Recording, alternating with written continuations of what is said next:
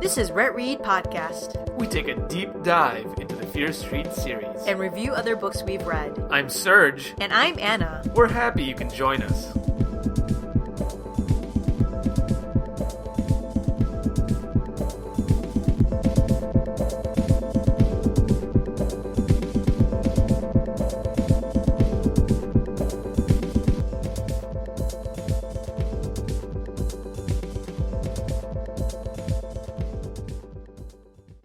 Greetings, viewers and listeners.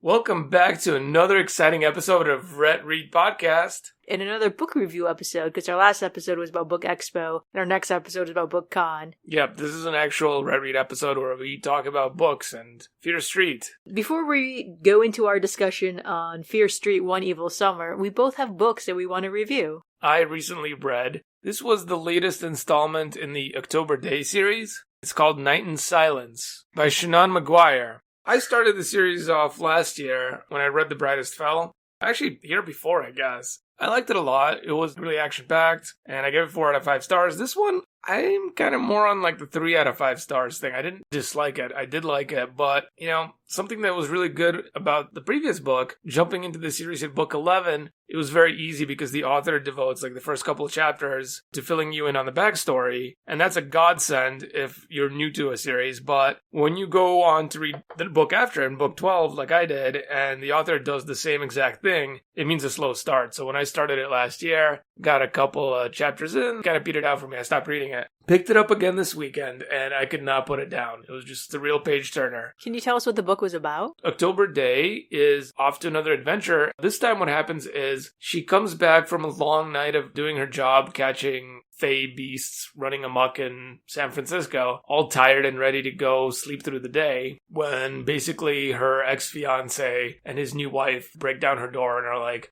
"What did you do to our daughter?" That's really her daughter. She's estranged, and apparently she's been kidnapped. So what happens is she is now like freaking out because, oh my god, her estranged daughter is like totally missing and she needs to find her. And like, what if it's her fault? What if it's because it's like somebody from the Fae world that's coming, like trying to get to her by kidnapping her daughter, which, yeah, no shit, Sherlock. That's exactly what it is. She's just like following up all the different clues and trying to figure out what happened. It's very exciting, but what it comes down to at the end of the day is that these books, they really seem to be about October, who is just an unforgettably badass character. However, in this book, she just doesn't quite hit the high tide mark left by the previous one. The punches don't pack as much of an oomph. The sort of witty remarks that she seems to be able to rattle off aren't just like striking as true as in the previous book. Even though October probably ends up bleeding about twice as much as in the previous book and just paints the town red with her own blood, she just kind of ends up almost like sleepwalking through all of the villains' like zany schemes. Maybe it's because she's like half asleep because she's like essentially pulling an all-nighter trying to like save her daughter.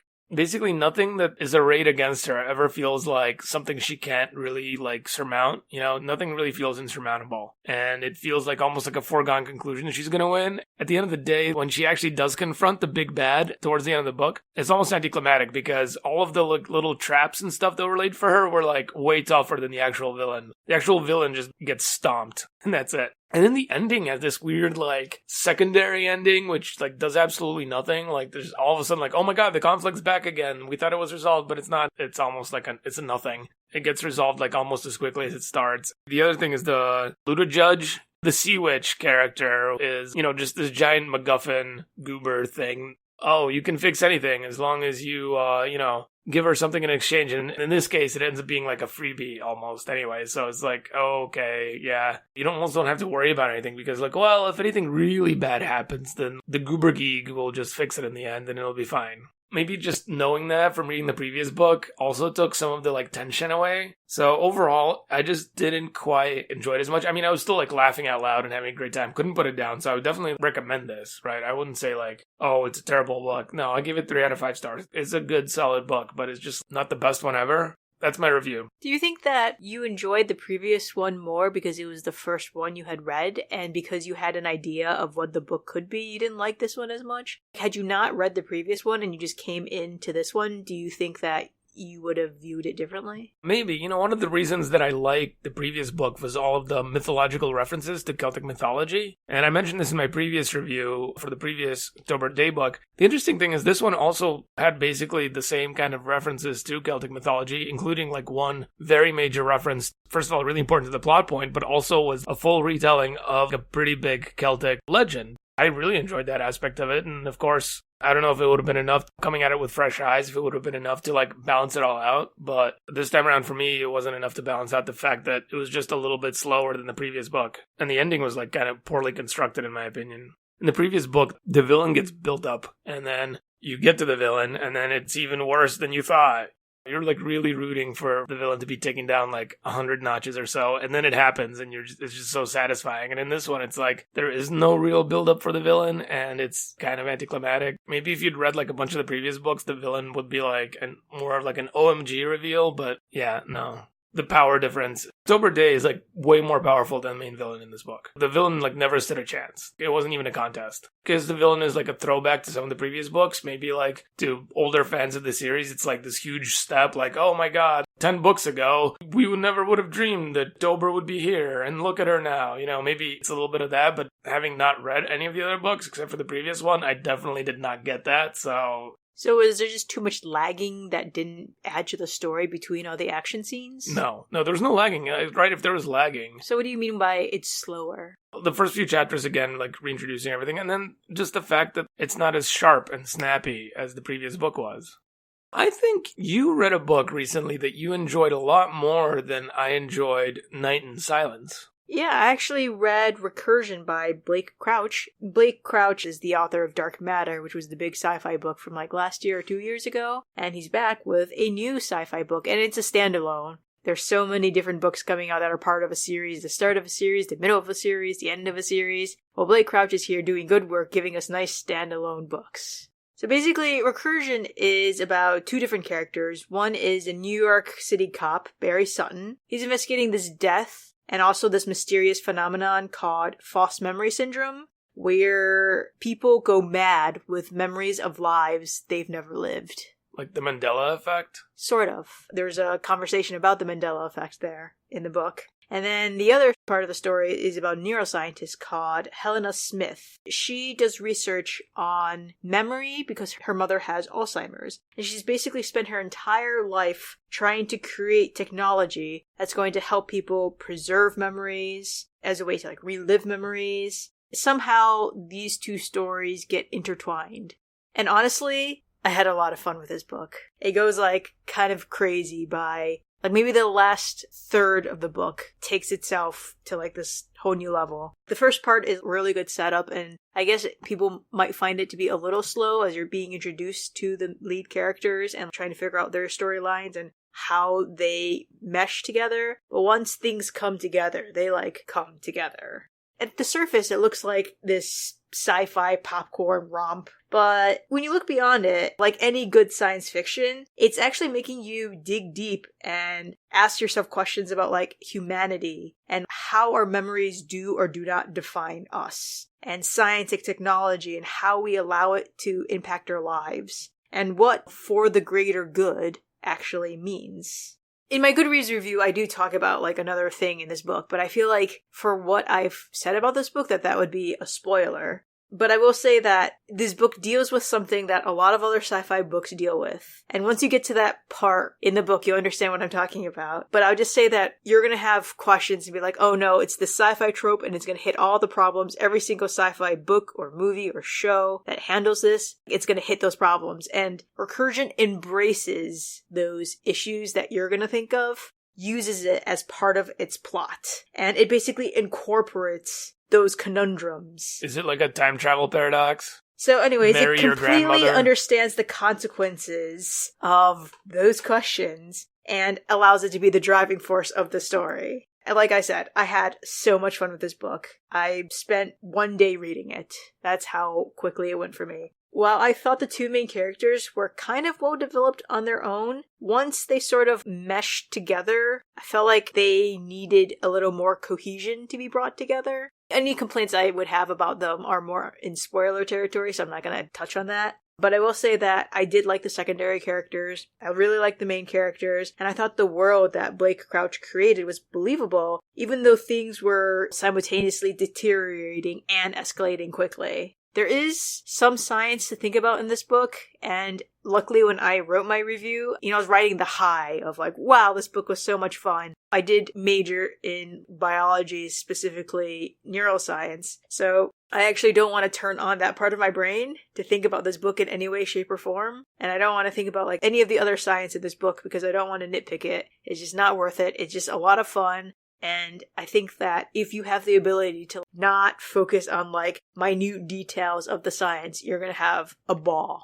That sounds like a warning to me to like stay away from this book, because that sounds like something I would latch on to and just end up hating it. I don't think so. I think it focuses more on biology than physics. As a physicist, I'm more than capable to assume that I know everything there is to know about every scientific subject, and therefore would probably latch onto stuff regardless of whether it's physics or not. That's true. Physicists are a special breed.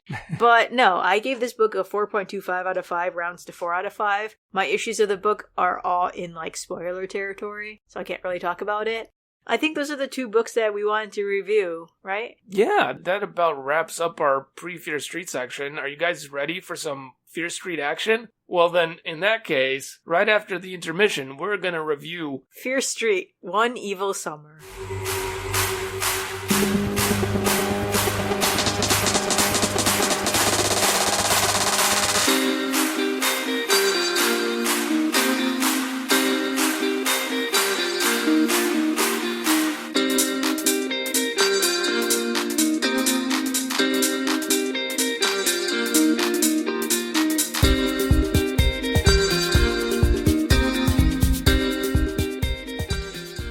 Welcome back. Well, we made some predictions last time, and let's see how we did. I can't wait. I think Anna did pretty good again, but whatever. Let's just go right into it. I thought this was going to be a vacation of some kind by the sea. Correct. And then I said there's going to be a girl and her cat. Correct. And she really loves her cat, but everyone else thinks the cat is evil and causing all kinds of mischief. No.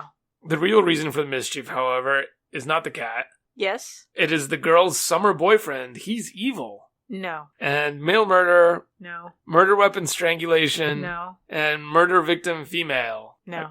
I mean, one of the murder victims must have been female in there somewhere. I guess so. Yeah. We'll give you that. So I said it's summer vacation, and a girl named Chrissy is doing a good job pretending to everyone that she's a goody two-shoes, but she's actually an evil witch. I said that Chrissy isn't the main character. She's the main antagonist to our protagonist. She looks maniacal on the cover, so I think that she's actually off her rocker. Yeah, all of that is basically right except for the part about her being a witch. But other than that, spot on. Excuse me, I will quibble with you over that if you would like. I said the murder weapon was witchcraft. No. Yes. No. If she were back in, like, the 1600s, well, where they were doing the witch trials... Yeah. And the book isn't set in the 1600s. It doesn't matter. Like a Fear Street Saga book. It's an affliction that she had, which some may call witchcraft. You know, what we're doing right now would be called witchcraft because we're, like, recording our voices. If we killed somebody with the podcast, would that be, like, death by witchcraft? How soporific are our voices that someone would just, like, fall into a deep sleep and die? That is witchcraft. Bored to death. If we were... I would totally say that we were witches if we did that.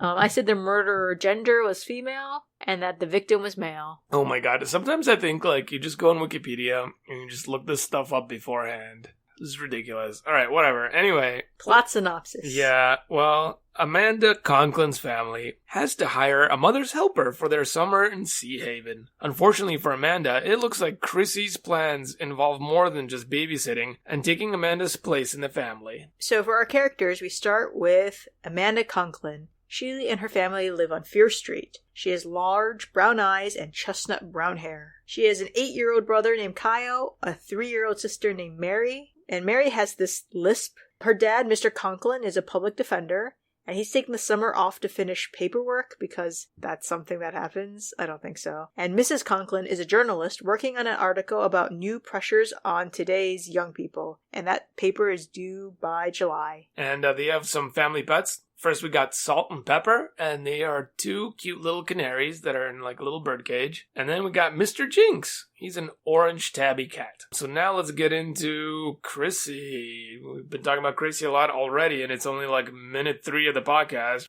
Krissi Minor is her full name, and she's about 17, has extraordinary blue eyes, long straight hair, and is slim and athletic looking with long legs, a husky voice, and apparently lives with her aunt and cousin outside of town. And it's a bit cramped in there, so, it'd be perfect to be a live-in mother's helper. It's just like the ideal situation for her. Finally, we have Dave Malone, a tall boy with wavy brown hair. He has broad shoulders with large hazel eyes and white teeth, and he's a townie from Sea Haven. Before we go any further, we want to thank our sponsors from Summertime Parental Help Professionals. They'll watch your kids, so you don't have to.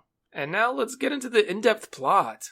So the book actually opens at the Maplewood Juvenile Detention Center in the wing for psychologically disturbed offenders. Amanda has been accused of murder and has been there for 3 days. Murder! Let's rewind and find out what happened to get her here. So it all starts when the Conklins are heading to Sea Haven, an ocean town, which is about 2 hours from Shadyside. Kyle and Mary are acting like a couple of animals in the back. Mrs. Conklin grills Amanda about what stresses her out in life. Her answer of, my siblings, is not acceptable. Her next answer of algebra brings the happy mood in the car to a screeching halt. It turns out Amanda actually failed Algebra 2 and has to take algebra in summer school every day for half of each day, and so because of this, that's why they need to hire a mother's helper to take care of Kyle and Mary while the two parents work, locked up in some other room of the house, unable to look at their children. They get to Sea Haven, and then they're heading to their house, which is on a hill near the beach. It's basically 5 minutes from these gorgeous bluffs. Mm-hmm. It's a swanky, beautiful summer house surrounded by the woods in a summer home community. It has high ceilings with skylights and a swimming pool, and the house comes with a skiff. And it sounds very, very expensive. So anyway, the family, sans Amanda, goes into town to resupply and to visit their friends, the Bakers, at Beachside Inn. So while Amanda is holding down the fort, Krissi Minor shows up, and she is here to respond to the Mother's Helpers ad. Chrissy tells Amanda that she has another interview coming up, so she needs to talk to her parents ASAP. Amanda calls her parents at the inn, and they come back right away. While her parents are driving back, Mr. Jinx meets Chrissy, and he has an extreme reaction. He starts hissing, he starts baring his fangs, his fur is standing on end. Amanda sees this happening, and then she sees Chrissy react. And what Chrissy does is she hunches her shoulders, her eyes turn yellow, and she hisses back, which kind of freaks Amanda out.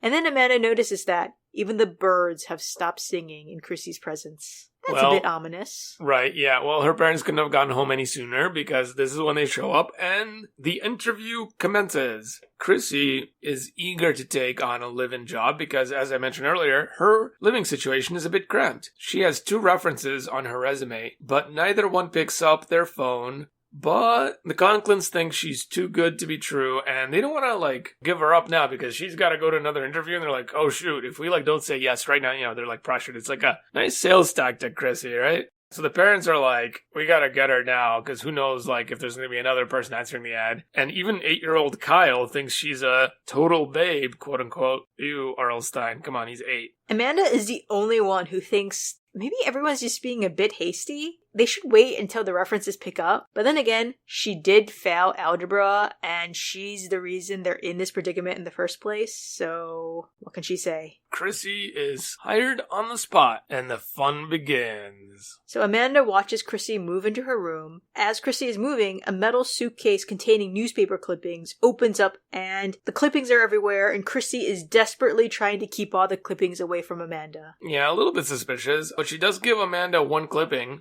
The headline is, Lilith Minor, still in coma. Lilith Minor, 15, remains in a coma after her admittance to St. Andrew's Hospital last week. Doctors at St. Andrew's hold out little hope for her recovery. According to doctors, the teenager, who inhaled a nearly lethal dose of carbon monoxide, may have incurred brain damage.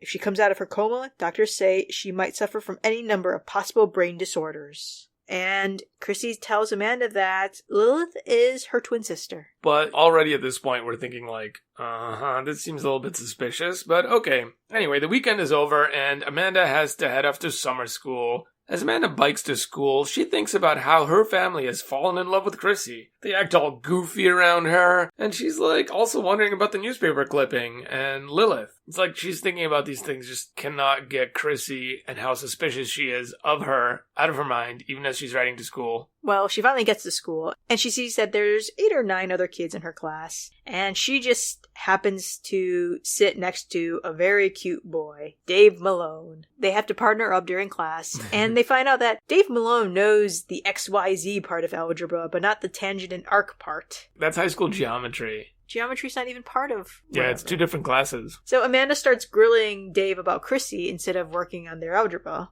And Dave is a townie, and Chrissy supposedly is a townie too, but he doesn't know anything about Chrissy or her family. Amanda tells Dave about all the weird things she's noticed about Chrissy, which, at this point is just Mr. Jinx hissing at her and hating her, and also the birds kind of acting weird around her as well. Well, Dave thinks that animals are a good judge of character. Maybe there's something there. And Amanda latches onto that particular opinion that Dave expressed as she rides her bike home. She gets home and there's a stupid Fear Street scare that RL Stine loves doing. It's a bus, right? It's a bus, where Amanda thinks Mary is drowning in the pool. So she jumps in fully clothed to rescue her, but actually Mary's just learning to float. With Chrissy. Chrissy's actually teaching Mary how to float. Chrissy is holding her from below. Yeah. Whatever, RL Stine. Yeah, Mrs. Conklin heard what happened and runs out. She's very understanding, however, about Amanda's concern. And since Amanda has her mom's ear, she goes right into her concerns about Chrissy, which her mom just dismisses. First of all, the birds and the cat don't like Chrissy. Well, that's dismissed right away. Like, they're just animals. What do they know? Okay, well, how about this? No one in town knows Chrissy. I talked to this one kid. He never heard of her or her family. Well, she said she lived just outside of town. That's not so strange. Well, what about her references? They don't pick up the phone.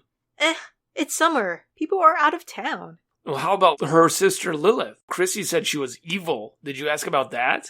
That's not the story Chrissy told us. Maybe it's just your imagination, Amanda. So, anyway, that doesn't go well. Amanda has to change out of her wet clothing, and she watches Chrissy and her siblings in the front yard from out of her bedroom window. Out of the corner of her eye, she sees Mr. Jinx in the front yard with the others. And then she sees a car driving down the street, and it's swerving and out of control. The car swerves all over the place, narrowly missing Chrissy, Kyle, and Mary, but it slams right into the Conklin's car and rolls right over Mr. Jinx. Poor Mr. Jinx, he becomes a cat pancake. The driver of the car, a young man with short blonde hair, climbs out of the car, dazed and shaken up. According to him, the car just started picking up speed and the brakes weren't working. He couldn't steer it at all. Mr. Jinx was crushed under one of the front tires. As Amanda is cradling Mr. Jinx's dead body, she thinks she sees Chrissy smile. Amanda and Kyle go bury Mr. Jinx between 2 boulders in the woods.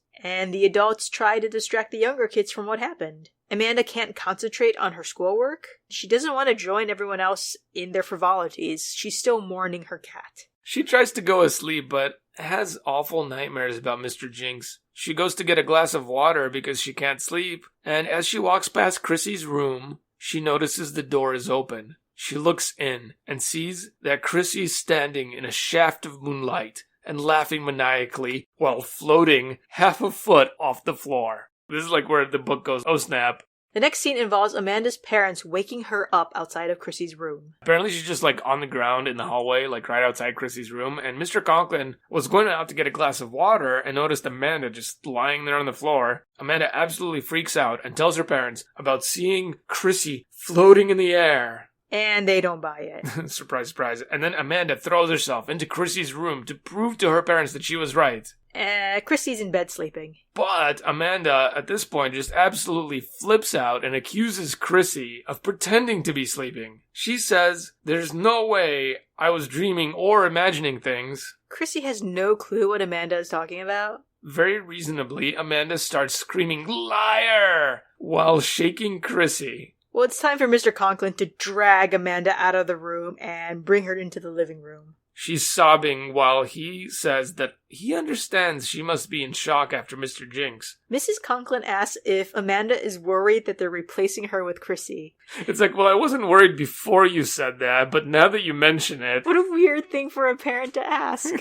Maybe it's like some weird thing she picked up in her research about child stress. Amanda's upset by this, but she tries to be pragmatic and calm. She asks if she's ever fainted before, if she's ever imagined something before. Since the answer to both questions is no, surely she must have seen something so frightening as to have caused her to, do something completely uncharacteristic. Well, her parents decide that even if what she's saying sounds reasonable, they decide it must be because she had a traumatic event. It was a hard day, she didn't eat much for dinner, she may be coming down with something, and maybe that's causing her to sleepwalk and imagine things. Amanda reluctantly agrees with them and tells them that maybe getting some sleep would be better than the therapist they're trying to pawn off on her. Well, instead of falling asleep, Amanda just lies in bed until she hears footsteps going around. She leaves the room and then realizes it's Chrissy who is out and about, and when she goes to spy on her, she just sees Chrissy eating Oreos in the kitchen.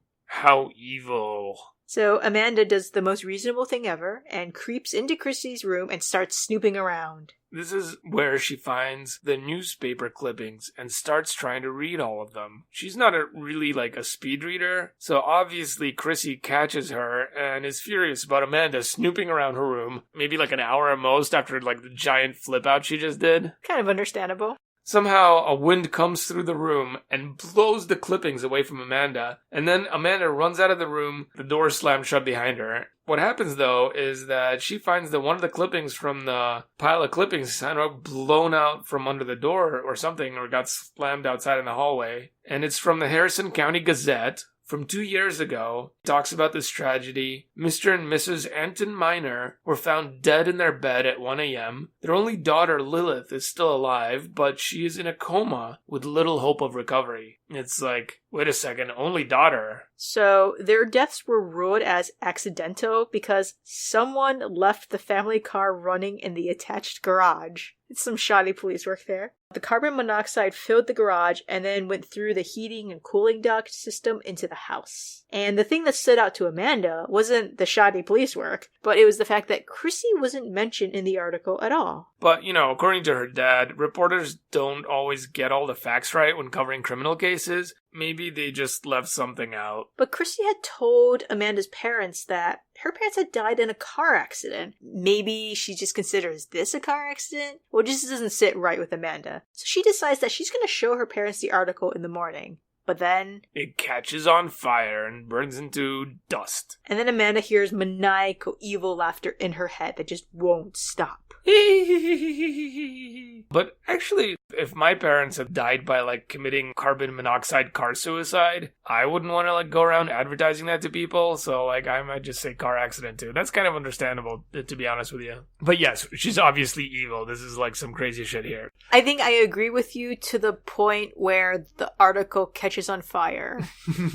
That's all reasonable until that part happens. Yeah. And the wind. Well, and the floating 10 feet off the ground or whatever. But anyways, the next morning, Amanda calls her neighbor, Susie Benton, to do some investigating for her. Yeah, this is her neighbor back in Shadyside. She sends Susie to the Shadyside Library to look up newspaper clippings about the Minor family. And while on the phone, Susie actually asks Amanda if the blonde girl who came by the house had found them. Before Susie could give any more details, the phone begins to melt, and blood comes pouring out of the mouthpiece and the ear hole and thing. Amanda starts screaming into the phone to get more of a description, but she hears maniacal laughter, and "she was beautiful," before realizing that it's Chrissy's voice coming from the receiver. The voice continues. "Better get to school, Amanda." Chrissy's husky voice burst through the pulsing phone. Chrissy's voice kept coming out of the red blob. "Why are you so curious about that girl, Amanda? Why are you so eager to know what she looked like? Don't worry your pretty little head. That girl will find you at the right time. And when she finds you, Amanda dear, you'll be sorry." Amanda freaks out and tries to find her parents. They're outside watching the tow truck taking the car away. But it doesn't matter anyways. The phone is back in the cradle as if nothing has happened. Amanda decides that she'll check Krissy's references tonight. It's high time someone do that.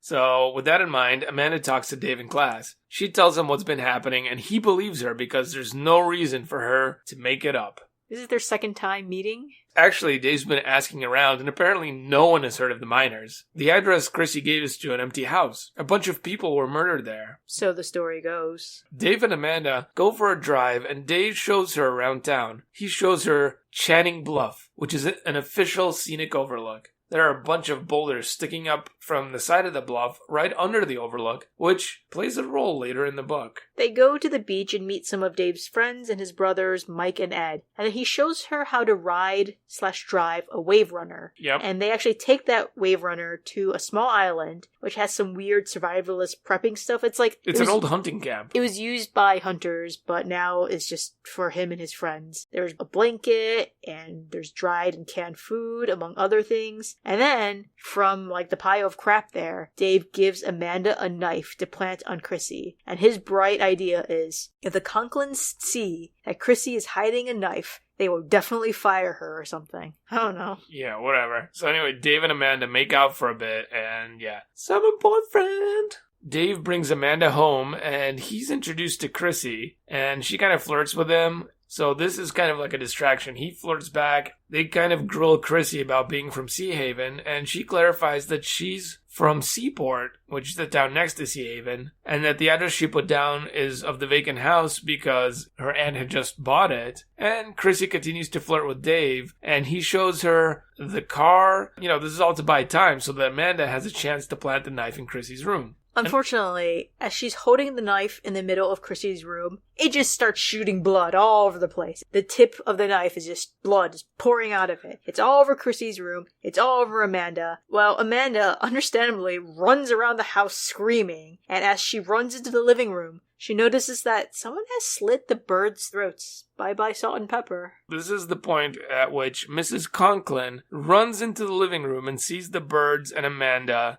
Amanda's covered in blood. The birds are have their throats slit. Obviously, Mrs. Conklin accuses Amanda of killing the birds. Mm-hmm. So Chrissy runs into the living room, panicked because there's blood all over her bedroom. Of course, Amanda flips out and starts blaming Chrissy for everything that's happened. And, even though she's the one that's whatever. Anyway, so she accuses her of being evil, tells her, you need to leave the house. Well, the Conklin parents have decided that Amanda has officially lost her mind, and having attacked Chrissy, killing the birds, trying to frame Chrissy with this weird-ass knife, they're gonna find her a psychiatrist.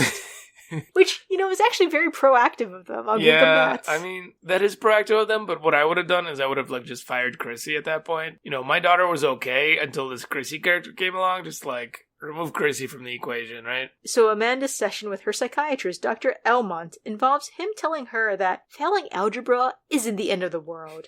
It's only natural that she feels like her parents don't love her and that she's being replaced with Chrissy. There they go again with that replaced by Chrissy thing. If she didn't think that before, she certainly thinks it now. So he sends Amanda out of the room and tells her parents the same thing he told her. So in the car back home, Amanda pretends to be asleep while her parents talk about her. They won't fire Chrissy because that will play into Amanda's delusions. Amanda needs to work through her feelings. See, that's their mistake. I don't think it's going to make much of a difference because this is a weird blood spraying, air floating, article burning, telekinetic, phone melting, blood pouring everywhere, full-on evil babysitter, so who knows. Anyway, moving right along, Amanda is furious, but has a plan to catch Chrissy off guard and prove to everyone once and for all that Chrissy is pure evil. So she sets her plan into action. When she gets home, the first thing she does is she pulls Chrissy aside and tells her that she's sorry about everything. And you know what? Let's be friends. And while they're talking, a tiny calico kitten comes onto the deck and starts hissing at Chrissy and baring its fangs. Amanda eventually brings the kitten into the house, at which point she gets a phone call from Carter Phillips. Turns out that Susie is in the hospital. What happened is Susie did finally make it over to the library to do that research that Amanda wanted her to do for her. She was looking at the microfilm of the old newspaper records, and blood started pouring out of her mouth, and Now she's in a coma and the doctors can't figure out what's wrong. Well, Susie had Amanda's summer phone number written right next to her at the library, so Carter knew to call Amanda. And Amanda realizes that time is running out. So Mrs. Conklin lets Amanda know that she and Mr. Conklin are going out and it's Chrissy's night off. So Amanda realizes that this is her chance to finally snoop around to find the clippings and to call the references. So she calls the references and the first number has no answer, but someone picks up the second number for Mrs. Harriman, who is a judge. It's the Harriman's neighbor who picks up the phone. They hadn't seen the Harrimans for a while, but after checking, they found something really disturbing that she doesn't want to talk about. As soon as the neighbor girl hears that Amanda is asking about Chrissy, she tells her to run. Then the phone goes dead. And hey, look, Chrissy's in the doorway. She hadn't left yet. And they have this really, really stoated conversation while Amanda realizes that there's nothing that she can do without making her parents think that she's gone crazy. Dave shows up with the classwork that Amanda has missed due to, having her little psychotic break. So they talk about the Chrissy situation. And Dave decides to ask Chrissy out to the movies to give Amanda time to properly snoop around Chrissy's room. Amanda finds only one clipping, and it has a picture of her dad on it. Her dad defended a homeless man against arson charges. The law offices of Minor and Henry. Conklin asked that Anton Minor be charged with arson. Unfortunately for Amanda, Chrissy didn't really want to see the movie, and once they hit town, she changed her mind, and they had to come back home. And when she walks in, she sees that her room has been mussed up. Yep. And she is on the warpath to try to find Amanda. Yep. Amanda just crawls out from under the bed where she was hiding and just runs right past Chrissy, runs into Dave, who's still at the door after dropping Chrissy off, and she just jumps into Dave's car and tells him, we need to leave, let's go. Amanda tells Dave everything she's found out, and while they agree that maybe Chrissy has beef because of the lawsuit, it still doesn't explain her powers. Dave drives to Channing Bluff for the payphone there so Amanda can call her parents before the clippings catch fire or something, but the road gets really foggy when Dave finally gets to the parking lot. Before Amanda can go out to the payphone, she sees that Dave is in some kind of weird trance. He has a blank expression with unblinking eyes. He starts slamming his head against the steering wheel, and then blood pours from his mouth and nose and ears, and he just dies. The car doors aren't opening, and Amanda tries to break the windows. Chrissy is suddenly outside the car, and then suddenly the car doors fly open. Amanda is thrown out of the car and then lifted up into the air to be face to face with Chrissy. Well, Chrissy starts the classic villain speech. Most people only use a small portion of their brains, but Chrissy uses all of her brain. She can do anything. And she is hell-bent on revenge because of Mr. Conklin. He hounded Mr. Minor, got him arrested, ruined his life, ruined all of their lives. And at this point, somehow Mr. Conklin is to blame for her dad being a total crook and framing an innocent homeless man. But that aside, she just launches into this super privileged asshole rant about how rich people are more important. My father was only doing his job, Amanda insisted in a trembling voice. If that homeless man was innocent? Who cares? Chrissy shrieked. My father's life was worth much more than his. You can't even compare the two. Mediocre little people like your father are jealous of brilliant people. They love to destroy the truly great men like my father. She admits that she's taken care of the judge and the assistant DA who were working the case, and now it's time for the Conklins to die. Amanda asks why Chrissy doesn't just use her power to make herself rich. Why waste her time messing with the Conklins? Chrissy's response is to throw Amanda back into the car, slam the doors, and throw the car over the bluff. However, it gets wedged between the boulders, jutting out from the side of the cliff. We told you the boulders would come back. And now, somehow, Amanda manages to survive by crawling out of the car onto the boulder. Then the car slips off and, goes into the ocean, but she's, hanging out to the edge of the cliff there, and Chrissy doesn't know it. Amanda climbs down to the beach and follows the shoreline back to her house. And when she gets to the house, she hears Chrissy on the phone with Mrs. Conklin. The Conklins went back to Shadyside to look for Amanda, and they left Kyle and Mary in Chrissy's care. Yeah, because Amanda, disappeared. A police officer comes by asking about Amanda. Turns out they've found the broken fence, that the car was thrown through, and Dave's parents had contacted the police about him being missing, and they know that Amanda might have been with him. So they say, well, we see the fence that's broken, and we know that a car is missing. Maybe the car went through the fence, we don't know.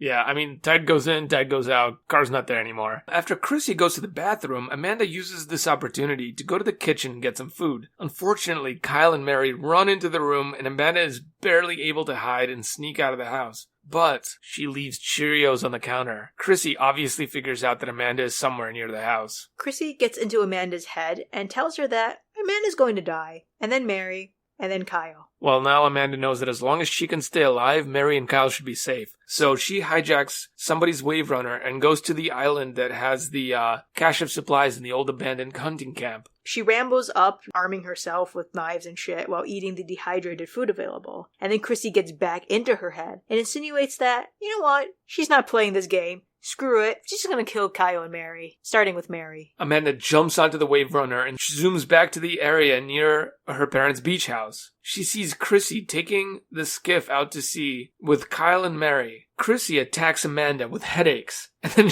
I know this sounds ridiculous, but basically she telekinetically headaches Amanda. She throws headaches at her. Yes. This sounds so silly when you're reading it out. I don't know. But anyway, then she shoots a lightning bolt at her, which throws Amanda into the water. Amanda hoists herself onto the skiff, and she sees Chrissy holding a knife up to Mary's throat. She manages to tackle Chrissy and free Mary. This is actually like a really intense scene, right? There's like this scuffle. Chrissy uses her powers to throw Amanda up in the air, and then she slams her back down on the boat like really hard, and she's about to do it again, but then the boat crashes, because I guess it's moving, and it crashes into a rock or something, and Chrissy is thrown back and smacks her head into the bow of the boat. Amanda unties and ungags her siblings. Mary is sobbing, and Kyle is just really dazed and confused. Amanda considers throwing Chrissy overboard because fuck this person, but then decides that, you know what, she's not a murderer. She can't do this. Yeah, it's kind of, I guess it's a mistake, but maybe not. I don't know. They Whatever. go home, and Amanda tries to call the police. Except just as she's about to call, Chrissy wakes up. Because, you know, they took Chrissy back into the house with them. They walked up the bluff. They dragged her body up the bluff. They should have just held her by her legs and, dragged her with her head hitting every rock on the way up. Oh my god, yeah. That would have been better. But apparently, to Chrissy, this was a nap. And taking naps helps replenish her energy. So now she's stronger than ever. You gotta figure, the first time she got severe brain trauma and was in a coma, she, became superhumanly powerful. So, she gets, a minor concussion. It's probably, a slight power-up, right? She unties herself with her powers and starts attacking Amanda with furniture and other furnishings from the house. Kyle and Mary manage to run out of the house, and then, something she throws catches on fire. At one point she's throwing candles, but the candles aren't lit, but somehow there's fire. I don't know. Anyways, everything just starts burning. Chrissy runs over to physically attack Amanda, but then trips over the calico kitten and lands headfirst into the flames. Amanda grabs the kitten and runs out of the house to join up with Kyle and Mary. Chrissy's flaming body rolls out of the house and then just flames out. So anyways, we now are back to present day with Amanda in the Juneau Detention Center. And now it suddenly kind of makes a lot of sense. She was seeing some kind of psychologist for psychiatrist. She was seeing a psychiatrist, and now the person she had issues with is dead. So Dr. Miller is going over everything with Amanda. The police found Chrissy's body, but because of the head wound, they determined that she was hit first and then set on fire. So Amanda's going to be charged for murder because they didn't believe her story. Right. Of her being an evil witch. She threw headaches and lightning at me, I swear. And then she used her powers to throw furniture and something caught on fire. I don't know what caught on fire. It was an accident. They never found the skiff because it sank into the ocean and the tide carried it away. They never found the car. And the police also saw Amanda running away from the fire, which is actually more proof of guilt because if she weren't guilty, she would have been running towards the fire or something. I don't know. Don't people run away from fire? Yeah, and the only one who could have corroborated all this is Kyle, but he hasn't said a word since the events of that day. Well, after Dr. Miller brings her down for a bit, he reveals that, hey, good news, Kyle can talk, and he started speaking this morning, and he actually corroborated Amanda's story. Why is Dr. Miller messing with her like this? He's working with the police to, get a last-minute confession out of her, isn't he? And the judge's neighbor, from the reference, told the police everything she knew about Chrissy as well. So Dr. Miller reveals that Chrissy is actually Lilith. She was in a deep coma, and then one day she just vanished. And Lilith must have assumed these strange new powers while she was in her coma, and she's been seeking revenge for her mother and father's death. And actually, her name was Lilith, but where did the name Chrissy come from? It was their cat's name. This is not the role of the psychiatrist, but whatever.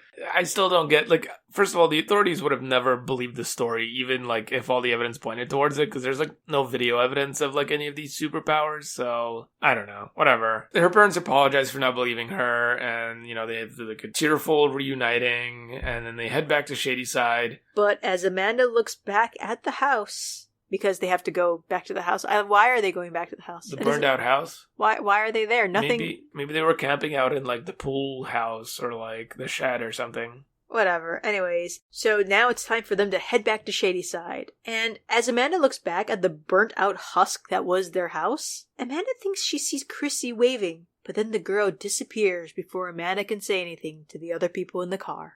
And now, a word from our sponsors.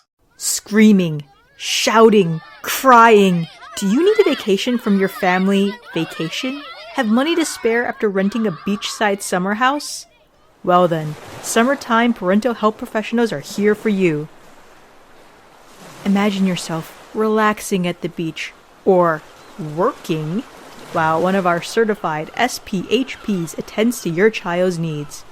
Our trained professionals have the tools to keep your little hellions in line.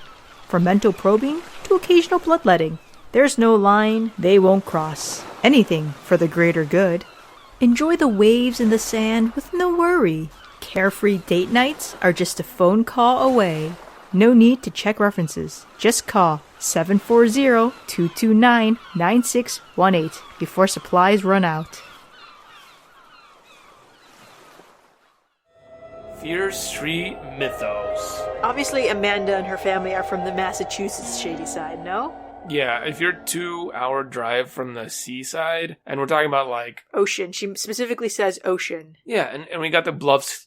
Bluffs are like a signature seaside shoreline feature in the Northeast. I literally sat using Google Maps, mapping like the furthest east in Ohio you could live, and to see like how close you were to the beach. At no point could I get anything that was around 2 hours. Yeah, it's not possible. I mean, we actually did this. We figured out from one of the earlier books where they did do a summer vacation at the beach, they could have driven from Ohio to the beach in New Jersey, and it would have been like around 5 hours. Like, it would have been probably doable. But this is not the case here. They clearly state it's 2 hours. So, yeah, this is definitely not the Ohio Shadyside. One tidbit we get about Massachusetts Shadyside is that Harrison County is about 20 minutes from Shadyside. So, in Krissi Minor, we actually have a very interesting and complex villain. On the one hand, she is some kind of upper-class elitist that honestly believes that the life of a homeless man is worthless, compared to the reputation of a great man like her father, quote-unquote. Did he set his own office on fire? Yes, he set his own office on fire. And then kill his family? For insurance fraud was the, I think, implication. You know, he would have gotten away with it too if it wasn't for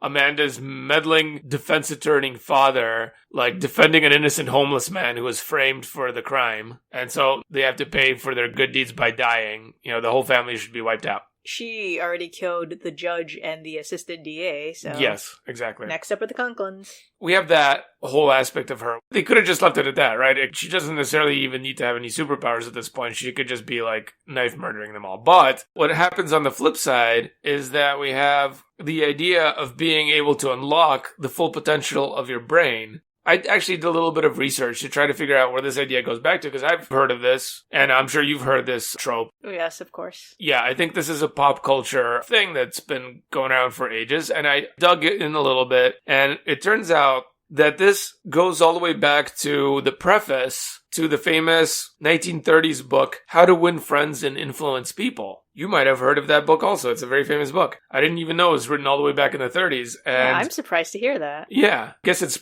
still in print. And so in the original preface, the factoid that we only use 10% of our brains was falsely attributed to William James, who, if you don't know, which I didn't know this, William James was a famous American brain researcher from the late 1800s, early 1900s. He was never really attributed, like, legitimately to have said this. He did have some interesting ideas. A lot of brain researchers at the time tried to downplay their knowledge of the brain by saying things like, we only understand 10% of what the human brain is capable of. But through some bad reporting, that could have been misconstrued as only 10% of the brain is being used, which of course would be false. Yeah, there's been a lot of neurological research done since, I don't know, the turn of the last century. In fact, like, even if you say the turn of the century for us, like, a lot has happened in the past 19 years. A lot of the stuff we knew in the late 80s or 90s, I would say, is outdated. It's crazy. There's no actual scientific proof for this idea.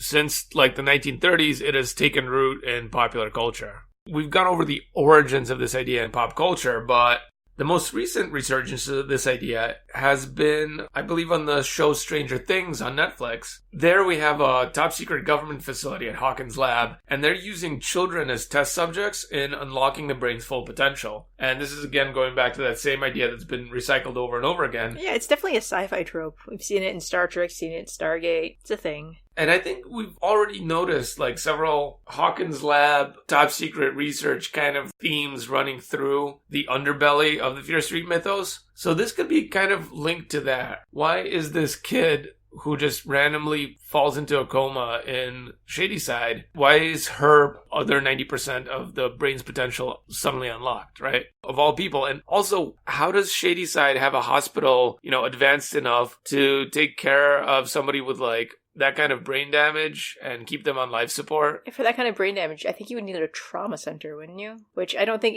they would have one in Shadyside. But they did say that she's from outside, so maybe she went to like Capital City or whatever that city's called. Yeah, or that new wing that they added on has the correct facility to do that. I mean, it's not just the facility per se, it's the staffing you need. So basically, she would need like a lot of long-term care as well. It doesn't really make sense. Like, why? Unless she actually was treated at like some kind of top secret facility. At that point, she has no family left and no guardians or parents to really look after her or say anything. In fact, like the whole thing, like maybe her dad was innocent and it was actually the corporation that saw something in her and wanted her to be like brought into the fold somehow. Yeah, I mean, who knows? This could go really deep. But whatever happened, she breaks loose and wreaks havoc. Well, what's interesting is that Stranger Things initially, instead of being in Hawkins, was supposed to take place on Long Island and be a whole thing about the Montauk Project out on the east end of Long Island. Because if you go online, you're going to see a lot of things about like the Montauk Project and Montauk, Long Island. So if you guys haven't heard about it, the Montauk Project was a supposed government experiment to, again, unlock psychic powers in children. Yeah, if that sounds really familiar, it's because, the writers of Stranger Things were inspired by that. And originally the show was going to be set on Long Island, and Hawkins Lab was actually going to be Brookhaven Lab. The setting is eerily similar to, actually, One Evil Summer, where we have this beachside town with bluffs and the ocean, a lot of like holiday houses. That is Montauk right there. Like all of the links are kind of coming together here. So I think we're going to have to kind of assume that the corporation may have been involved. I'm not necessarily going to think that this is going to be anything to do with the Fear family. Or the Blue Clay. It's not going to be related to either one of those factions because it's not really how they roll. This has definitely got the whole top secret research conspiracy theme just written all over it. So does the corporation work as a private entity, or do you think there's government involvement?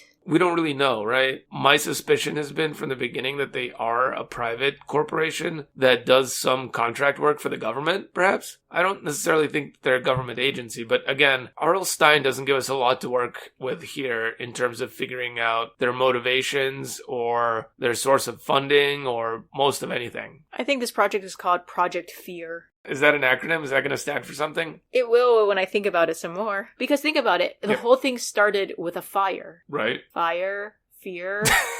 The history of the Fear family has been intertwined with fire since the beginning. It makes perfect sense that the start of Chrissy or Lilith as what she becomes, it starts with a fire. Oh, I see what you're talking about. You're not talking about the general corporation project. You're talking about this specific research project they undertook with Lilith. Correct. Who then became Chrissy. So I have a question. So her original name is Lilith, right? And Lilith Minor. Yeah, Lilith Minor. she changes her name to Chrissy, and Chrissy was the name of her cat, right? And then the odd thing is that now cats hate her. So she names herself after her old cat. I guess the cats hate her, and then she ends up dying because of a cat. She trips over that kitten and like burns up. My question is there some kind of weird mind transfer that's going on here? Remember in the previous book we talked about the transfer tape in Papua New Guinea? And so we know that in RL Stine's Fear Street universe, it's totally possible to transfer your consciousness from one mind to the next. And of course, the natives of Papua New Guinea discovered a way to do this by chanting this spell or song of some kind, and then you can do it. Now, it's possible that Chrissy, with her unlocked 100% human brain power, can maybe hop minds without having to chant the thing. In fact, we do have instances where she telepathically communicates. She projects her voice into Amanda's head from miles away. She's capable to make people stop what they're doing and totally takes control of their bodies. Those two things already show that she can get inside somebody's head. Now, can she permanently transfer her consciousness? Maybe. And is that somehow related to her cat? Did she like meld consciousnesses with her cat, and did that allow her to somehow unlock her full power? And is she like part cat? And then at the end, does she like maybe jump into the mind of the little kitten right before she dies? And she's just lying dormant inside the cat's head, and she can just jump into another body later on in a later Fear Street book? Well, that certainly makes more sense than the ending she got, because supposedly she tripped and fell, and then she came out as like a ball of fire. But instead of like stop, dropping, and rolling or anything, like there's a pool in the house. Yes. Instead of right, like, she didn't go for the pool. She didn't fly like 10,000 feet into the air where there's like no oxygen or whatever and flame out or whatever. It's almost like she purposely got rid of the evidence that she ever existed, but maybe actually transferred minds into something else. And she found the perfect way to try to frame Amanda for her death. Yes, she did. It sort of goes back to them trying to frame that homeless person for the fire. Yes. I mean, once again, we have another fire. It all runs in the family, right? Like daddy, like daughter. Or, if you go with the way Anna's thinking about this, maybe the corporation was involved again. But either way, it does look like an attempted cover-up, and maybe we're going to see her come back again. Maybe she jumped into the kitten. Maybe she jumped into one of the little kids. Well, one thing that makes me think it's the corporation is the conversation that Amanda has with Dr. Miller. Well, yeah, that makes a lot of sense, right? Because it's almost like at the end, he's not showing all of his cards. It's almost like he's trying to force a last-minute confession out of her. But also he verifies, like, oh yeah, she was in a deep coma, she vanished, she assumed strange new powers. Why would anyone believe that part? It's a slip of the tongue, right? He let on a little more than he wanted to. Yes, exactly. He has to be part of this whole thing that happened with the corporation. Well, yeah, they were clearly working with the police there and the doctors in the mental hospital. They wanted to put this whole thing away and pin it on her. Good on her for sticking to her story and not confessing, because that would have been it. It would have just been oh, we have a confession. They would have gone to trial and that would have been it. Can you imagine this going to a trial by jury and she tries to tell that cockamamie story of hers and nobody would believe it in a million years? She'd be in jail. Kind of hesitate to think that anyone would believe it, even with Kyle's confession, to be honest. There's a lot of time where she could coach her little brother. Yeah. So the fact that they bought it so easily, the whole far-fetchedness of it, it just tells me that there's something more going on in terms of Dr. Miller, who was the psychiatrist at the end of the book. I think that kind of goes over everything there is about Lilith's character that pertains to this, but there's one other possibility that I entertained, and that was flipping the entire premise on its head. Let me preface this by saying, clinically, we know that any kind of brain trauma, for example, in this case we have carbon monoxide poisoning that leads to a coma. Any kind of trauma to the brain generally leads to a deficit in performance. Best case scenario, you'll have only a very minor deficit. Maybe you'll have to go to speech therapy to fix some kind of speech thing. Maybe your vision will get damaged. Maybe you'll have a weird limp. Who knows? It could go all the way to you lose function of entire parts of your body. Almost never do you get something where there's not even any damage. And performance boost, you're going from 10% to 100% performance. how? Everybody else gets worse after one of these episodes. This person, not only does she get better, she gets like better than any other person has ever been. And so how does that happen? And my thinking is, what if Chrissy is not the one that's doing all this stuff? What if her chromatic body is used as a reanimated marionette by the delusional Amanda, who's actually the one with the powers, and these powers were awakened by like all the stress that she's gone through? Ooh, so that's why they were having her in the psychiatric institute in the end, because they want to experiment on her because they realized that she was the one that brought all this on. Yes, because throughout the entire book, as you read it, there's so many places where it's very easy to doubt what Amanda is seeing. She could actually literally be delusional and trying to lead everybody on. Because no one else sees the visions of Lilith, or Chrissy, I should say, or the voice in her head, or all the things like the phone melting. It's all Amanda. There's no one to corroborate her story. Exactly. It's all from her point of view. There's nobody to corroborate it. At the end of the day, it's not believable that Chrissy would wake up from a coma, change her name, and have all these powers. She might just be being dragged around like a little animated puppet. She's still like brain dead inside and is just being used as like this elaborate subconscious She's play. trying to be the perfect daughter for her parents because the Amanda that we all see failed algebra. This could be like totally flipped around the other way. I will say that your thing about when someone has clinical brain death or brain trauma, as you had mentioned, I mean, it's not really trauma, it's brain death due to lack of oxygen. But that's actually something that's a big sci-fi trope as well. The OA plays into it. Yeah. I think The Outer Limits played into it in an episode. And they do have something where once someone has died clinically, like brain dead, for a short period of time and they're brought back, some of the things do have them having like powers because it's unlocked like parts of their brain. Like that's not a thing. Right, but not in real life. I'm sorry, is Fear Street real life? I think Fear Street is as real as like the OA or The Outer Limits. Yeah, but realistically speaking, the very, very best case scenario, which only happens in like 0.001% of the time, is you're the same. And every other case is like you're worse in some way. And there's just degrees of being worse all the way down to you never wake up. When you say 0.001%, I will say it has a lot to do with how long you're in a coma for. So the longer someone's in a coma, the worse their outcome is. Yes, you're right. No one gets like miraculously powers that can allow them to do whatever the hell Chrissy was doing. Yeah, and almost no one even recovers 100%, right? Some people do.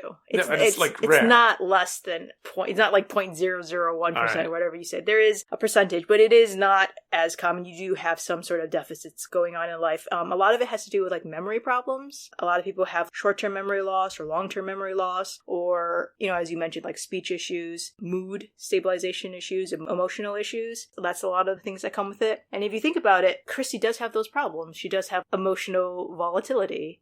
She does have issues, like even in terms of memory, she could actually believe that she is not Lilith in some way, shape, or form. I see. She could have like some sort of dissociative thing that popped up because of what happened to her. It is possible that, I mean, not in real life that she gained those powers, but it is possible that she gained those powers and also had a lot of the deficits that we see in people who have had brain trauma like she did. Right, but on the other hand, she's been in a coma for so long, right? I mean, you see her like just walking around. I mean, I guess if you're talking physiologically in terms of like muscle wasting and all that, yes, like it's not realistic that someone who's been in a coma for, you know, I think she was in a coma for several months, was it? Physiologically, she would have like muscle wasting. It wouldn't be as easy to just get around. But then again, she does have like these powers that she can just float around, so. Well, that's what I'm saying. If Amanda has all those powers, she could just be floating Chrissy's body around. But I guess the one thing that doesn't gel with your thing is why would Chrissy have shown up at Amanda's house at Shadyside? Yeah, or why would she have all those clippings? Also, why does she have all those stupid clippings anyway? Yeah, where does she get them?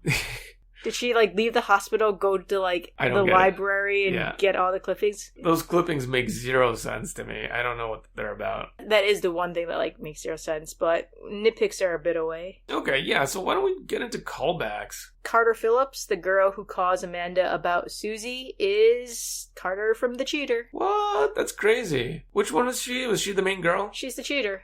Oh, snap. You'd think she'd be, like, on Chrissy's side, right? Rich Girls Unite? Hold up, maybe it was a Rich Girls Unite thing. Oh, maybe. I mean, we don't know what happened to Susie aside from what Carter told Amanda. Could be. And then we have Pete Goodwin, who is from Haunted and The Overnight. Not very memorable. I don't remember him at all from Haunted or The Overnight. Yeah. He had the car, right? He was the Subaru? Yeah, maybe. I'm struggling with this guy. But let's do 90s things. So this one's like the one we always talk about. Payphones, they keep going to a payphone. And nowadays, of course, we would just have a cell phone. Sort of along that vein. Remember when Amanda and her summer boyfriend go to check out the address that Chrissy gives them? And it's like this abandoned house. And then Chrissy's all like, oh yeah, well my aunt, we just bought it like a couple months ago. We haven't moved in yet. Yo, you could go on Redfin or Zillow and check that shit out and see if that property was for sale recently, if anyone bought it. Well, the thing is, like, you don't even need to do that. You could just go to the local library that would have that sort of listing information anyways. Right, but newspaper. Like, you wouldn't expect a teen to do that, but nowadays a teen could just pull up like an app on their phone. They would just Google the address. Yeah, it would be a lot easier, basically. Yeah. It's like something anybody can do now, whereas before, like, you had to know where to go. Well, they seem to all know how to use the microfilms in public libraries. No, I don't think they do, because Susie was definitely doing it wrong. What kind of, like, a microfilm machine viewing experience involves in you, like, vomiting blood and passing out? She's clearly doing it wrong. Can we talk about nitpicks now? There seems to be quite a lot to nitpick here. Okay, why do they need a live-in mother's helper? They literally just need her for a few hours in the morning. Like, what is the purpose of this? They're paying her so much money. Yeah, I think they like to go out and stuff. And hang out with their friends. Like, they're always at, like, the other people's house. But their whole reasoning was, we need a mother's helper because Amanda failed algebra. And because she has the summer classes, she can't watch the kids. That's, like, really shitty parenting, right? Because their kids screwed up, and they're just using it as an easy excuse to, like, have a great summer and, like, just put it all on her and make her feel bad about it. Why can't they do the work and have the kids sitting in their room or, like, reading a book or something? No, because they prefer to stress their daughter out to the point where, like, she develops latent psychic powers. Her mom just needed to, like, write her paper, and she was like, well, I need to stress my daughter out. How can I do that? This was just an experiment by her mother for the paper. And then she's just, like, and then she's just observing the symptoms pile up, and she's like, yep, delusions. Ooh, this is a good one. Jealousy, rage. This is great. Could have never seen this coming. Yeah, it's all fun and games till the beach house burns to the ground, right? I find that really odd. Yeah, so my pet peeve with this book was, in what world are tangents and arcs part of algebra? Now, I know RL Stine was, like, pretty old by the time he wrote this book. Maybe his kid wasn't in, like, high school math yet, but there are two separate high school math classes. There's geometry, and then there's algebra, right? There's two different... Actually, I mean, algebra is a middle school math anyway. Part of me wants to say he was confusing, like, Math 1 and Math 2. Because you know how when we took math in high school, we had Math 1 and 1A, Math 2A or 2B or whatever? I don't know. One of those was literally just geometry. Exactly. Yeah, it's called geometry in most schools. Exactly, but because he didn't realize, like, it was, like, Math 1, Math 2, he's like, it's Algebra 1 and Algebra 2. The one thing that goes against that is they're literally learning, like, X, Y, and Z's in the beginning of this class. Which you learn in middle school, so they're, like, held back a lot. It doesn't make sense. Because if you don't know how to do variables, basic algebra, right? You learn this 7th grade, 6th grade, depending. I think it's 7th grade. It just boggles the mind. Well, some kids do it in 6th grade. But I think you take it again in high school. Yeah, but you're expected to, like, kind of know the basics by that point. It's hard to believe these kids would be this far behind, and then also to have it be lumped in with geometry. I don't get it. This is not, like, standard in any curriculum that I have been involved in, and I moved 3 different states growing up. So 3 out of 50 states in the union, they don't teach math this way in school. But if you were listening out there and you had a combined algebra geometry class in high school, where over the course of 1 year you covered multivariable algebra and also geometry all at the same time, let us know in the comments, please. Another one of my big nitpicks is the police rule the accident or the happenings at the Minor house as an accident, right? They said the car was left running in the garage, filled the house with carbon monoxide. Yep, it's an accident. I'm sorry. In every episode of CSI that I've ever watched, and any, like, murder mystery book that I've ever read, Enhance. If a car is left running in a garage, that is clear suicide. Do many people leave their car on accidentally? Their engine running? Like, I can see people leaving the lights on by accident. That's an accident. Yeah. I can see maybe even, like, accidentally leaving in your key to have something on if you were doing work in your garage and you wanted to listen to music. Yeah. Like, I could see that. But to have the engine running overnight and no one noticing with the doors all closed, that is not an accident. That is clearly suicide. It's the weirdest thing. And, like, that adds to our theory that it was clearly a cover-up of some sort. No police investigation would be like, the car was left on in the garage? That's an accident. The fact that they didn't even investigate, especially given the fact that there was ample reason to suspect it might be suicide, right? If there was no possible motive and they ruled that out, then that's one thing. But there's a glaring motive that the reader is very much aware of, and the police would have been as well. Right, so... and Lilith/Chrissy even says, well, we drove my dad to do that. Yeah, even the kid knows what's going on, so come on, cops, do your job. Yeah, that was like really mind-boggling for me. So in one of the newspaper clippings that Chrissy is just kind of like hoarding in her trunk is a clipping of Mr. Conklin's name being John. And then in another clipping, it's Robert. The question is this just a little reference to the fact that Mr. Conklin has been known to complain that journalists get the facts wrong in his cases? Or is this just Stine doing his Stine thing? I think it's Stine doing his Stine thing. Yeah, are you sure he's not like leaving a clue for the, attentive reader? No. Okay. I do not. Another nitpick I had was there's the scene where the cops are talking to Chrissy about Dave, who's gone missing, and they're asking if they know where Amanda is. And they're like, oh yeah, we're not going to investigate Dave being missing because we have to wait 40 hours for that to happen. But everyone knows it's the first 24 hours of any missing person case that are the most important, especially for like children, like people who are underage, who have their own car. Within the first 24 hours, you can figure out the possible radii or wherever the person has traveled. But beyond that, like once 48 hours have passed, like you're not going to be able to do that. Or like if he's injured somewhere, like, oh, we could have saved him when we got to him earlier, but nope, the 48 hours didn't happen yet. Maybe that's a 90s thing. How's that a 90s thing? Oh, people didn't care back in the day. I don't know. I feel like nowadays we're like hyper aware of kids getting kidnapped and stuff, whereas back in the day, parents just let their kids roam the neighborhood unsupervised. They literally called the police. Yeah, I don't know. Yeah, it's weird. There's also the end scene with the psychiatrist, and I think we kind of discussed this already in Mythos, where basically the psychiatrist is being pretty awful. You never really are supposed to talk to your patient like that. It's a very kind of like adversarial conversation they're having. You mean leading them on and making them think that they're guilty of a crime that the psychiatrist himself knows she's not guilty of because there's already been someone who's corroborated her story? Yeah, it's pretty messed up. What's even more awful in terms of Dr. Miller is that she's been there for 3 days. She feels awful. She's being treated like crap. She's being treated like a criminal. And then the dude sits her for like a long session where they talk about how she might be guilty. And at the very end of this entire thing, he goes, well, actually, I've got good news. You're not. Why not take her out before she has to like go to the bathroom and take a shower with all the other girls in the holding center, before she's being forced this breakfast that doesn't taste that great and all that? Wouldn't they take her out right away if they know that she's innocent? Like, why put her through this? What do you think of this book, and what kind of rating would you give it? How many bloody hunting knives out of 5 would you give this book? Bloody or shooting blood?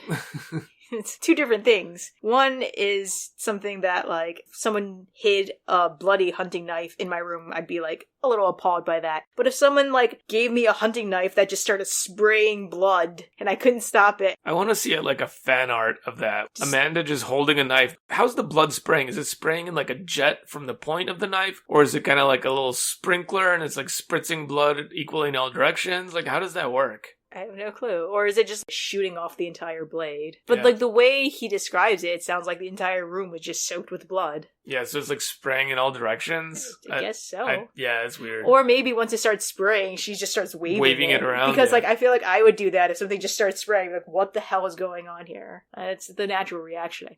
I do think gaslighting is something that RL Stine does do really well. And the entire time, you're never really comfortable with Amanda as a narrator. And I think that's one of the things he does right from the start by putting her in a psychiatric unit. Mm-hmm. By making you think, oh, she's mentally disturbed. There must be something wrong with her. You can't trust her as a narrator. So the entire time, you're not entirely sure. Like, it starts with Mary is floating in a pool, but Amanda thinks that she's drowning. And as soon as, like, she goes in and tries to rescue Mary and her mom comes out, like, her first thing is, like, Chrissy's evil. And you're just like, because she was teaching your little sister how to float?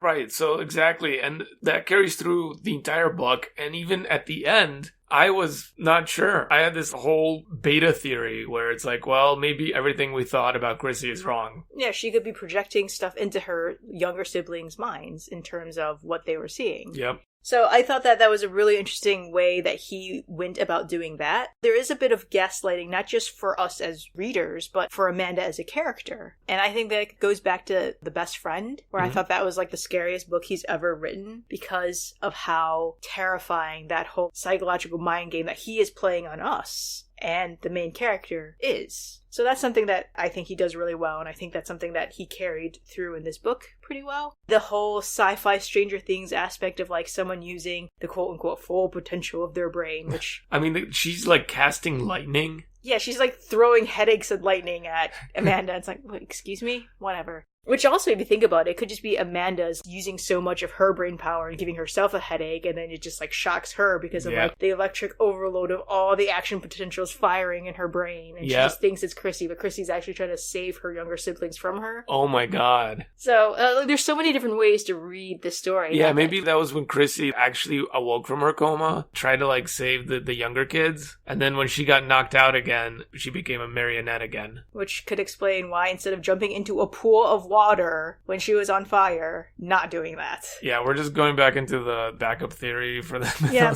that's something he does well. I do think like all the nitpicks I have kind of ruin the book a little bit, because why does she have all these newspaper clippings? Where does she get them from? How does she collect them? How does she have time to collect them if she had just left the hospital right before getting that mother's helper job? Why is she so obsessed with doing this when she could use her powers herself? Well, they are a convenient plot device. I mean, there's no way to uncover her dark past unless you have the newspaper clippings, because she's not going to just admit it, and Amanda's not going to just start researching it on her own. Even if it is a plot device, it was poorly introduced. Like, you can have plot devices like that, sure, but... It's a goober. It has to make sense as to, like, how and why. If they need a mother's helper for, like, a few hours in the morning, why is she suddenly a live-in mother's helper for the entire day with maybe a night off here and there? Well, because they're bad parents. That may be it, but I just feel like all the nitpicks I have, like this could have been a 4 bloody knife book, but instead all the other issues that I've brought into it have just lowered it to like 3, maybe 2.5 rounds to 3. Yeah, I think he could have just spent maybe 2 more chapters, justified it. For example, like I said, the parents could have just been bad parents, and you could just add a little bit more character development for the parents to show that they're uncaring. Basically. Well, the fact that they don't want to get rid of the babysitter because she just needs to get over it. Yeah. Those are her issues, I mean, not it was definitely there, and I guess like you just need a little more of that, and he could have easily done that. He could have easily done another pass through, editing it, catch all the typos, maybe rethink some of the stuff. But again, that's the scope of a larger novel, and we're talking about like a little mini novella in like a giant serialized children's series. So it's not serialized, it's episodic. Whatever.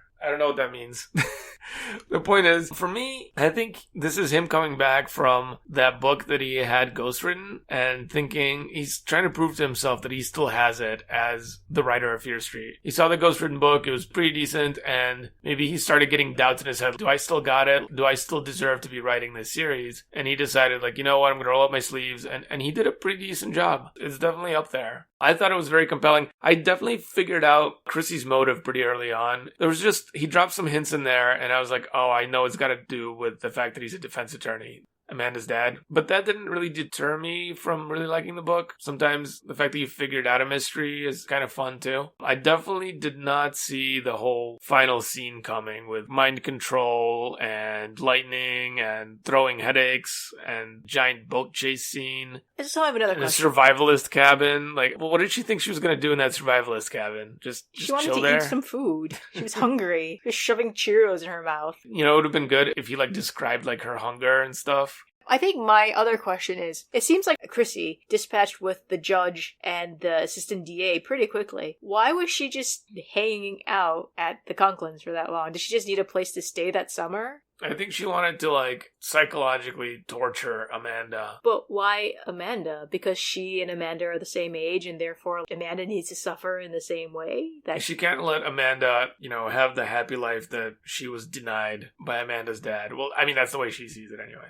It's really her own dad's fault. I guess he raised her wrong or something. She can't tell right from wrong. How many bloody knives did you give it? I haven't given my rating yet. I'm still thinking, like, I want to say it's probably like a solid...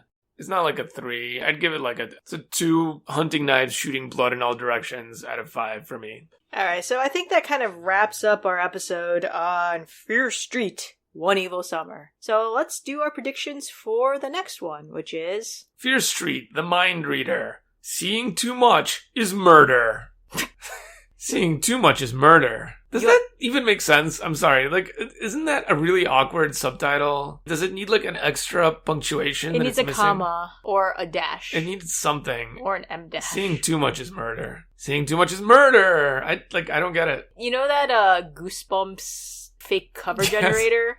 I feel like that is... Goosebots? Yes, I feel like that's a caption from Goosebots. It is definitely a Goosebots caption. That is hilarious. It makes very little sense, and it can be said so many different ways. Let me describe the cover for you here. There is a girl sitting down on the floor, clutching her knees to her chest. Her arms are wrapped around her knees, and she's looking up in fear, sort of behind her, over her shoulder, at this ghostly apparition that is rising up out of a swirling blue mist. And it's like this ghost of a black-haired girl, and she looks like she's in pain or something. It's like that scene from Fellowship of the Ring where Galadriel is by the mirror, Galadriel's mirror, and she turns all blue. It's kind of like that, except very calm facial expression on the ghost. It's not like a raging Galadriel facial expression. So I think that a girl moves on to Fear Street, and it somehow sharpens some psychic abilities that she has. She somehow ends up reading the mind of a murdered ghost or spirit, and is now in danger from either whomever murdered the dead person or from the ghost herself. I said the murder weapon is a knife, the murderer gender is a male, and the victim is a female. That's good. Yeah, so I think what's going to happen is, I think you're right, there's going to be a girl that can read minds, but what she finds out is that nobody in the school likes her. It's like she's being bullied, except she's not actually being bullied. People are just thinking these mean thoughts to themselves, but she can read all of the mean thoughts that they're thinking to themselves. So even though these kids don't know that they're bullying her, to her it seems like they are. To her it seems like they're all really, really evil and mean to her. And so she like snaps and goes crazy and she starts to kill all of them. So I'm going to say female murderer, murder weapon, various. She's going to set up like elaborate Rube Goldberg like killing traps for them to make it look like an accident. And victim gender, I guess girls. There's going to be like mean girls, maybe one guy too. So that's my prediction. Sounds good. I hope it works out this time.